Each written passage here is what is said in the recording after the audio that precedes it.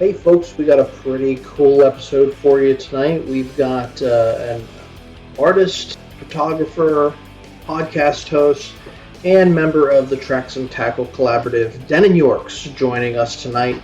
Tune in, this should be a pretty fun conversation.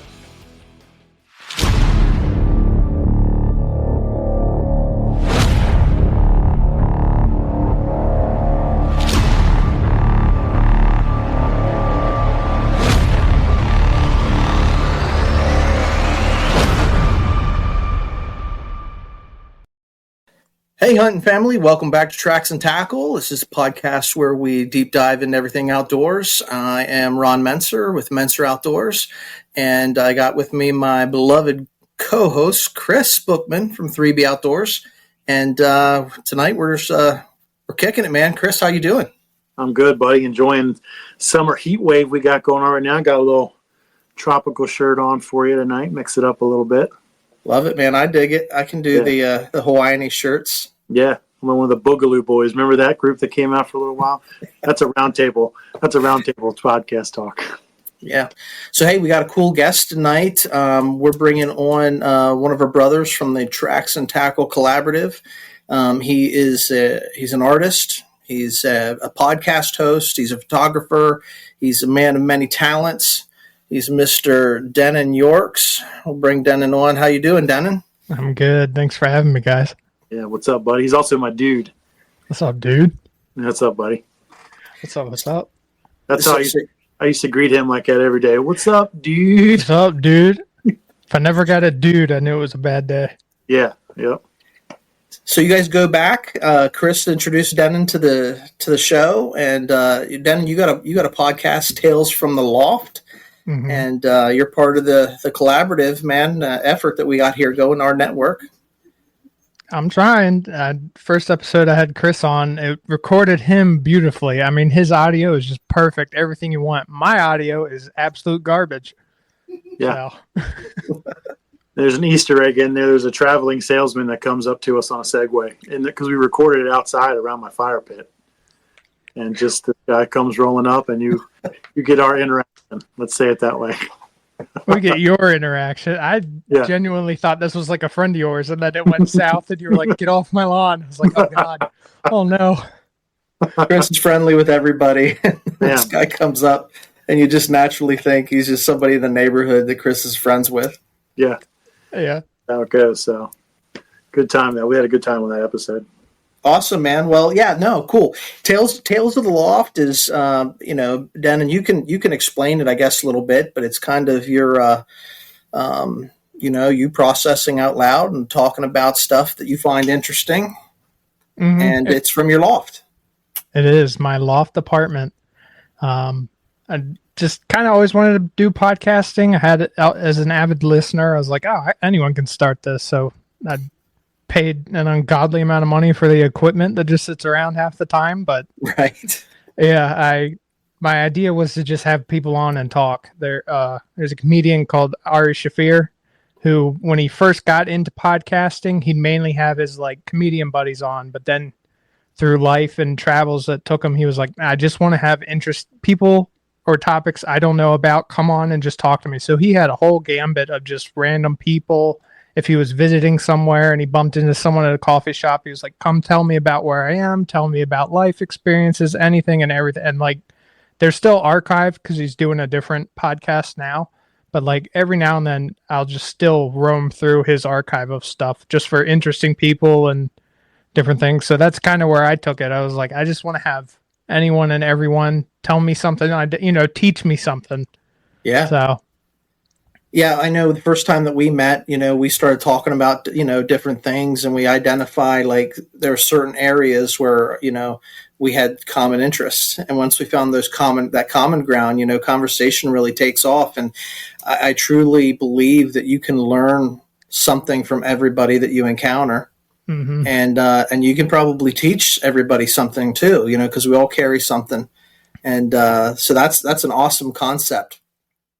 All right, Dennon, hit us with your hunting bio, your background, how you got into hunting, and then roll into your first deer kill. That's a pretty cool story. So my hunting background, for the most part, was always fishing, like just catching fish off the riverside, stuff like that. Never really had the want or the need to go actually hunting. Not that I'm against it, but just wasn't my thing at the time. And then, my brother went hunting and that looked fun. I have a close friend of mine, family friend of mine, I should say, that's all he knows. He's practically half deer himself. So he's, always sending me pictures of all his hunts and everything. And I'm like, that looks like fun. I'd like to try that, but I wanted to do it respectfully. I wanted to do it, not with the intent of hurting anything. That's no one likes hurting an animal. That's something I wouldn't want to ever do. So I know that my knowledge on hunting is limited to YouTube and everything. So I was like, I need someone to just sit down with me, tell me the X, Y, and Z's of how to do everything correctly and, get this done. And thankfully the tutor or the mentor, I guess I should say, I picked is my buddy Gibbons. So he just is an avid hunter, has had a bow in his hands before he could walk. He knows the woods without need for GPS. This, he just bred and born in the woods, knows everything about it. So I think I picked a pretty good tutor for my first hunt. And as soon as I told him, I was like, "Hey man, I want to go hunting and try this out." He was, just all about it. He's like, "All right, this is what we're going to do. This is what you need. This is how we're going to do it." So, he's also who I bow fish with. He got me into the world of bow fishing, and that was just amazing when he's not trying to drown me. But it was fantastic. So my first hunt, get to his property because he's got a hunting house on his property. He built it himself. We get out there early morning. Sun ain't even up yet, and he's telling me in his kitchen with, hey, just so you know, this might be a bust. Like, you just have to prepare. Not every hunt is successful. If we don't get anything, it's a learning experience. And I'm like, dude, I'm a sponge. I'm here to learn and just, we'll play by ear if we need to. So get out to the hunt house, which is like a whole ordeal because the night before he had to go through and clear leaves. That way we're not making noise to go to the hunt house. Get up in the hunt house. It's still dark. From someone who lives in the city compared to someone who lives in the woods, like, it's a whole different world. The trees are speaking with the wind. The leaves are going everywhere. Squirrels are bouncing back and forth. And you think you're like, deer are everywhere. This is going to be a bountiful harvest. Like, this is going to be great. Yeah. As the sun's coming up and you start, making shapes out and things like that, you're like, there's not a deer in sight. And he's like, no, they're out there. But with his property specifically, there's like a lineage of 6-point deer that are just stuck in this area. They push all like the 8 points out. They push 4 points out. They don't it's just specifically 6 for the longest time. So that's kind of what Andrew's goal is for that area, is to take out some of the 6, let some of the 8 points come in, let some of the younger deer come in as well, and just, bring up the population a bit. So he tagged a 6-point for me, and we've been watching it for a couple days on his cams, and he was like, all right, it's in the area. You let me know, what night you're off work or when you want to go, and we'll do this thing. So I jumped around a little bit, but sitting in the hunt house, he's, you're whispering to each other because you don't want to talk too loud, but he's just telling me like, hey, this is what you want to look out for. Like, if you don't think you have a good shot, don't shoot. Like, just walk me through what you see, because I'm not seeing the same thing you're seeing through the scope. He has his little digital camera mounted so you can film the whole thing. It's, I'm really blessed that I got that on film my first hunt. It was great. But as we're sitting in the hunt house, there's this big old 8-point sitting there. And, as much as I wanted to take an 8, that his wife had claimed that one, so I wasn't going to shoot that. But just this, talking to him, learning from him how to, listen, and you see a bunch of deer moving, and it's like, okay, that's not the one you want, but like, watch how they walk through the woods, so you can kind of figure out their path, the way they move through this little gully on this property. And here comes my 6, comes walking down, left to right. And Andrew's got a beat on him before I do, because my eyes aren't naturally, looking for the deer in the woods. So a whole new thing for me. He's like, it's right there. And I'm like, you got a laser pointer or something? Because I don't see, the sun's out. The trained eye. Yeah, he just knows where this thing is. So finally, it like kind of hits a clearing, and I'm like, okay, I got eyes on it. Put it in the scope. Waiting for it to come on our side of the hill. Well, where it ends up stopping for the longest bit of time, and Andrew's telling me to take the shot, there's a tree with a Y in it, and I've only got the sight through the Y. And I'm like, I don't know if it's a good shot or not. I just see deer on the other side of it. And he's, on his side, he's got the camera. He's like, dude, I see this thing all day. You're good. I'm like, I'm looking through a window between two trees. I don't know, So finally it I guess adjusted shoulder, and I saw where I needed to send it, and just through the Y of the tree, nailed this thing. And it went tearing off through the woods, and buck fever. I'm sitting there shaking. He's hitting me in the arm. He's like, we did it. That's awesome. That's the best, man. Dude, it's so addicting.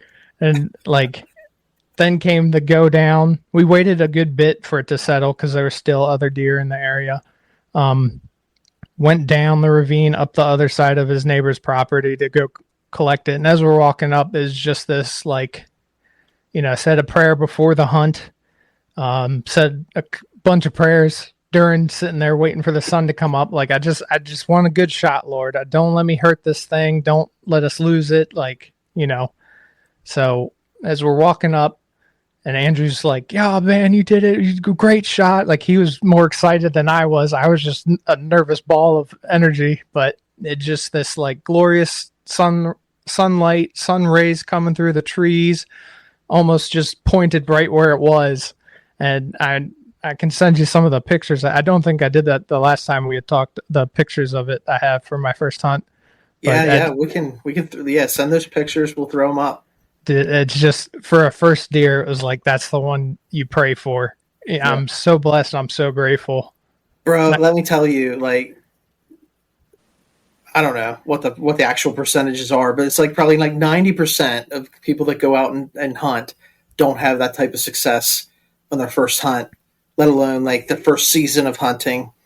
I can think of, people that have hunted for 10 years before they got their first deer. Mm-hmm. You know what I mean? Mm-hmm. How long do you think it was? Because you're talking sunrise, and I know early morning is they're moving. How long do you think what time of day do you think it was? How long did you actually sit? So I got to his house at about 5:30 in the morning, and in my notes that I have my first deer tag hit for it, when we went to collect him on the hilltop, it was 8:40 in the morning. So from 5:30 to about 8:40 was just a whole learning experience for me. That's perfect. That's the perfect hunt, because you get the enjoyment of the day. And, you get to see the forest wake up and listen to all the activity, but you're not there all day long being bored. You get some action right off the go. Well, as soon as the sun came up and I was aware, he was like, there's deer over here. There's deer over here. It just,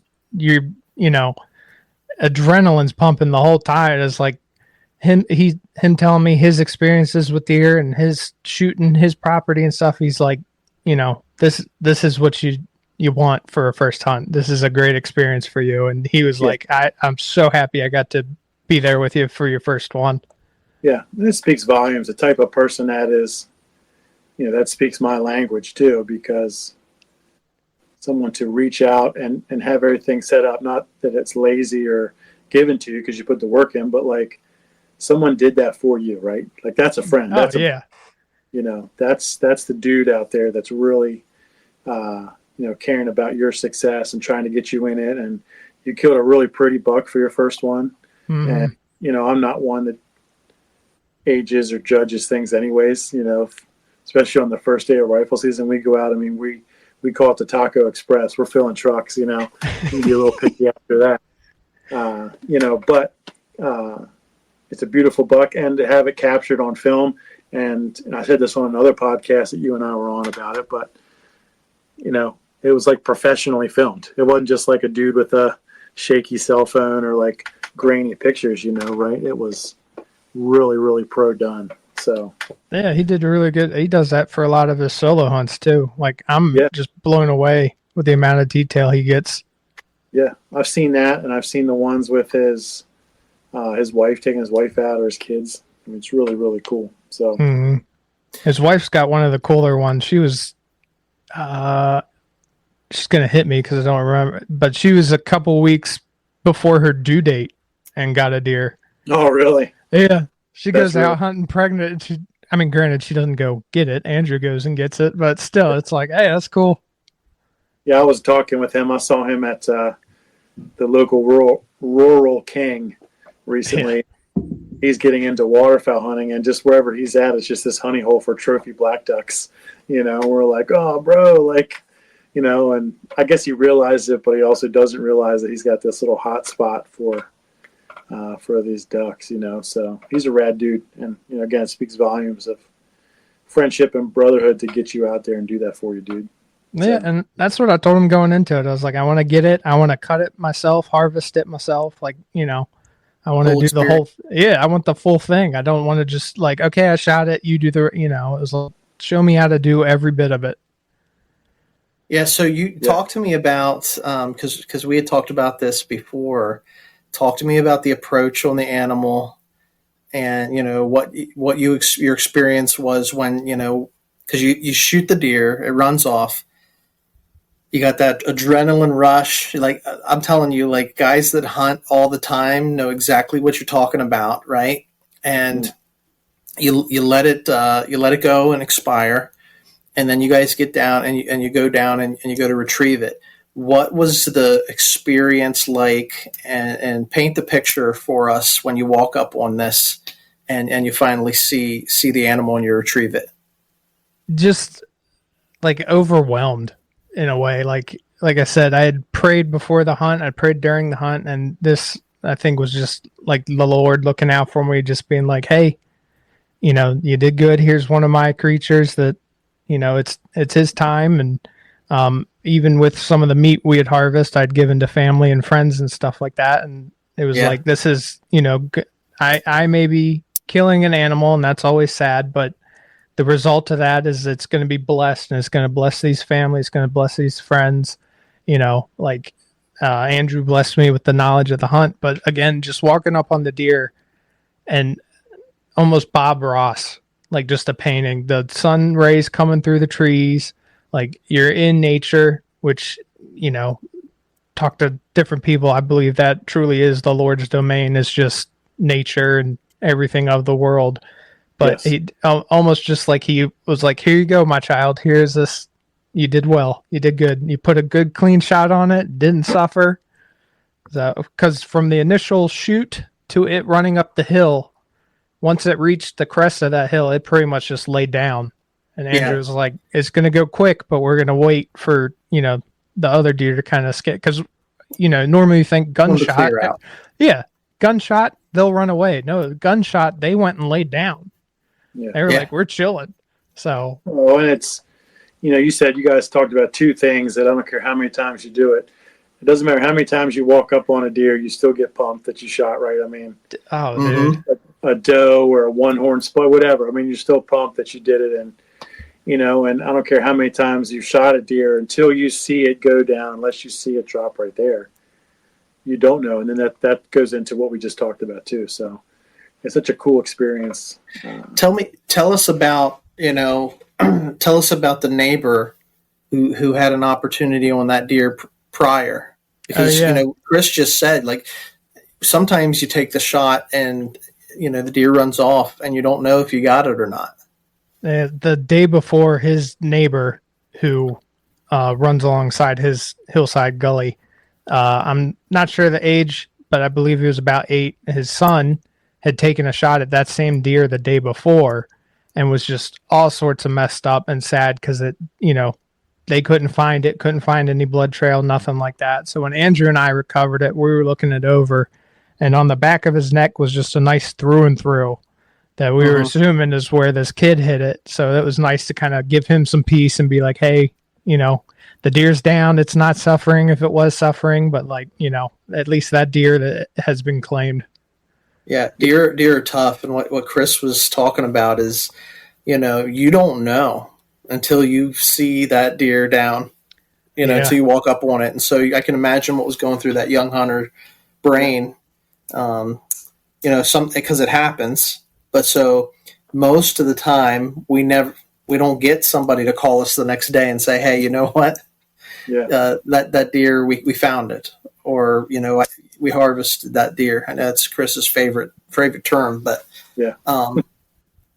So I think that was a really cool part of the story too, that you were able to bring peace to the guy on the neighboring property and let them know, hey, that deer's not out here wounded game somewhere. Yeah. And like, I believe that of all hunting culture is that you want to find it, even if like bad shot, you at least want to put the animal out of its suffering. You never go into it with the intention to do that.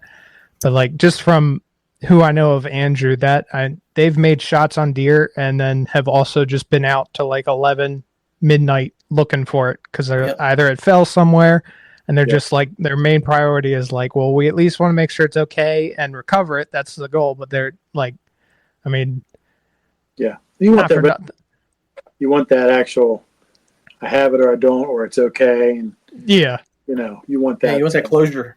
Closure. That's the word I was looking for. So segue into that as we go into some more stuff real quick. Dennon, tell us about how, you got hooked up with 3B and my guys and come out to pheasant hunts with us, and just talk about how much fun we have with that pheasant hunt every year, buddy. Well, that's from working with you at the jail. That's how I know that group. Yeah. But got invited out. You were like, hey, we do duck hunting and we do pheasant hunting. And I was like, I've done neither of those things. So the next one you have, invite me. And he invited me. And that's a trip. Pheasant hunting, you don't know where out of the grass this thing's going to pop out of. I've done it twice now and been successful both times. And a little bit of the same as shooting the deer. When you do land the shot on a pheasant, you're like, whoo, let's go. Dude, it's fun. But even like going through the hunting, we had a couple, I think at the last one, you had a couple newbies, or at least new to the area, do it. And like, not for nothing, the one guy was asking me questions and I'm like, hey, I'm as green as this as you are. So like, I'll tell you what I know, but really these are the masters over here. Like I can only help so much, but overall it was an awesome experience. And it's a blast. And then the cookout afterwards and making fun of everybody to just, goofing around. That's the best part. It's one of those things that I don't care how many times you shoot at things, or you shoot clay birds, or you do traps or skeet, you're going to miss, or it's going to come up on you. Or like, even for me, and I can make, it sounds like an excuse, and maybe it is, the first one I think me and you shot at, we missed because I was trying to let my son shoot it, and then you shot it, and this thing was moving. Yeah. So I shoot right away, and then I look like an idiot because I'm trying to take this really far shot at this bird, and and then it's the pressure because you're the first ones up, so we draw numbers. So there was a bunch of us last year, and like Dennon said, there was some kids. Even one of my sons came for the first time. I had some cousins that were younger come for the first time, and they brought their kids. And it was like a bunch of people. So we draw numbers. So the first 3 people go up. You're the first to flush the bird, main shooter, 2 backups, and then you rotate through. But the first 3 are being watched by the rest of the group. So it's like cameras. No pressure. No pressure, cameras out. And then it was like, okay, I'll do the first one to get it out of the way. Here's the guy that set it all up and helped do all this thing. No pressure at all for me to have success for the day. And then I missed the first one, But that was a fun day. Last year was fun because I actually got kind of bummed because it was spread out. And I felt like we weren't getting as many until we got back and everybody started pulling them out of their packs. Yeah. And then we lined them all up. And I was like, oh, okay. That was really cool. That was fun. The reveal at the end is always fun because, like you said, you're walking through, you're like, I think we got them, but unfortunately, I think a bunch of them just wandered off. And then you get to the truck and, just pulling them out of like a magic bag. They're like, here's 10, here's 11, we're like, okay, we did good. Yeah. And then just firing up the grills and stuff and turning some music on and letting the guys all sit together and be guys.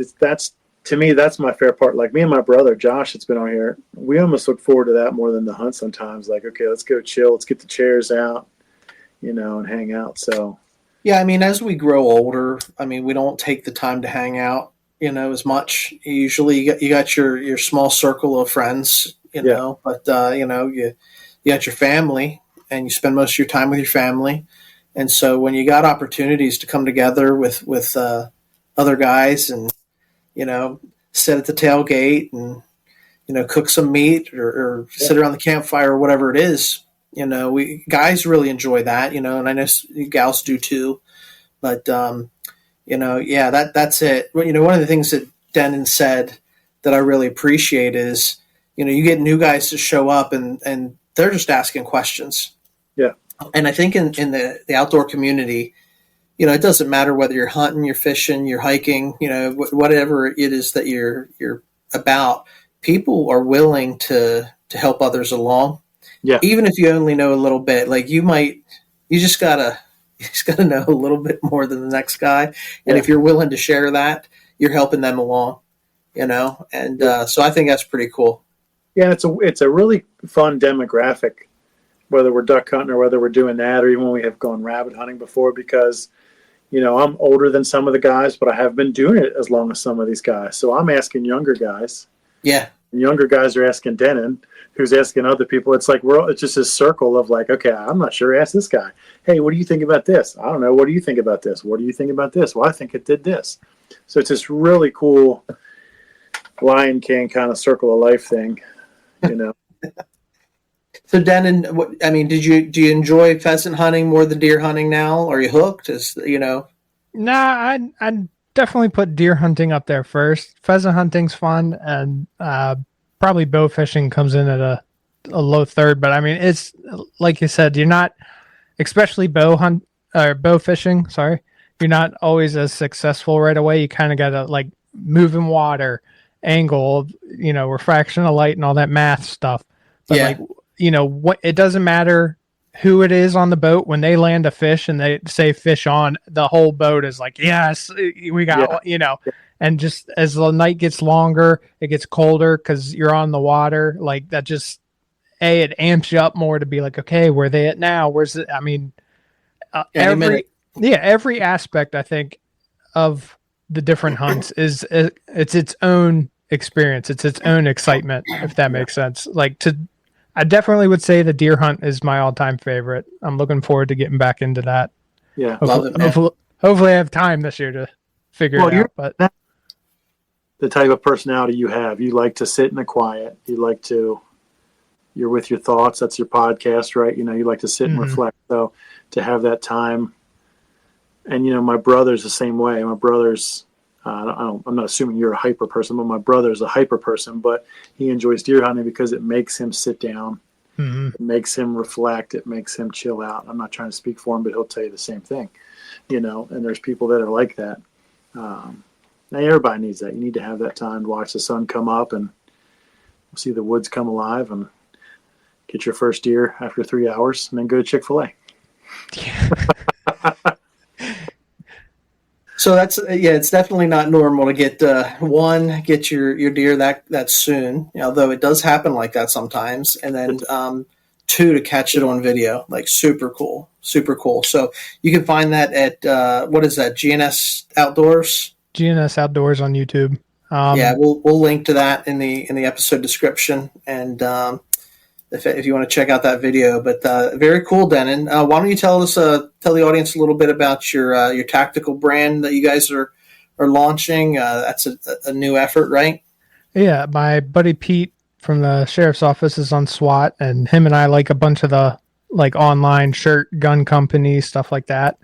And just from shooting ideas to each other about stuff, it was kind of like, well, we could make one. How hard could it be? And it's actually pretty difficult.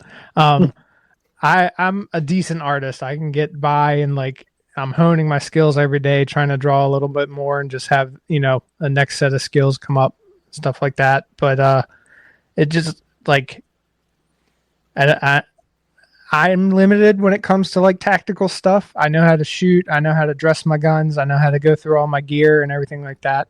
But Pete's experience from being on SWAT, knowing tactical movements, call out, breaching, all that kind of stuff. That's also where this comes in too, is maybe not on his team, but just from what you see online, everyone has a different perspective or a way to do it.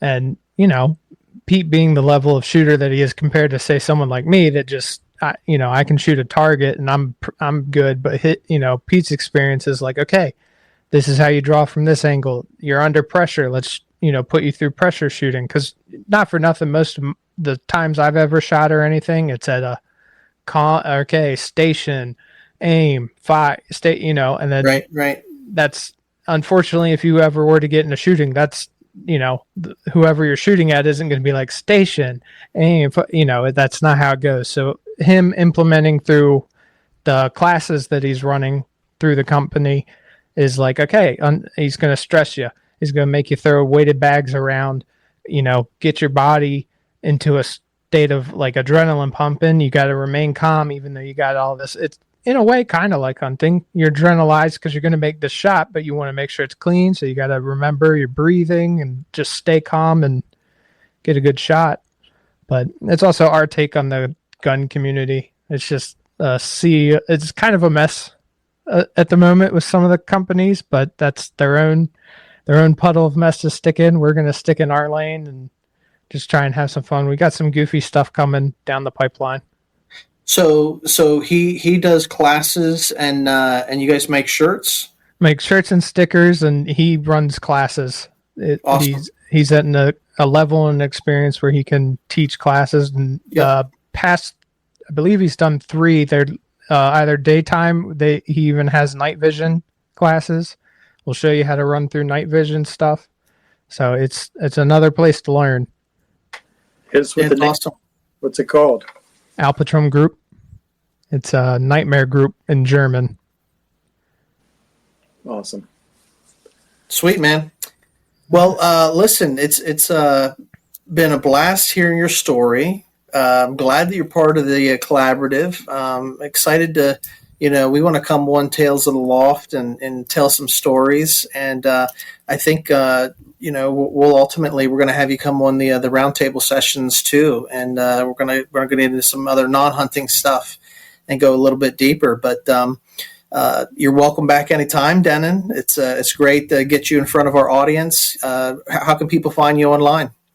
Thank you for having me. I definitely got to get you guys on. We'll have to do a meetup. Granted, I only have 2 microphones, so we're going to have to share. But we'll make it work. But yeah, I'm Yorks on Instagram, Alptraumgruppe on Instagram, and then Tales from the Loft on Instagram and Facebook. And if you want to find the actual playlist or like podcast playlist, it's only on Spotify. So Spotify, Tales from the Loft. Right on. We'll link to all of those contacts in the description as well.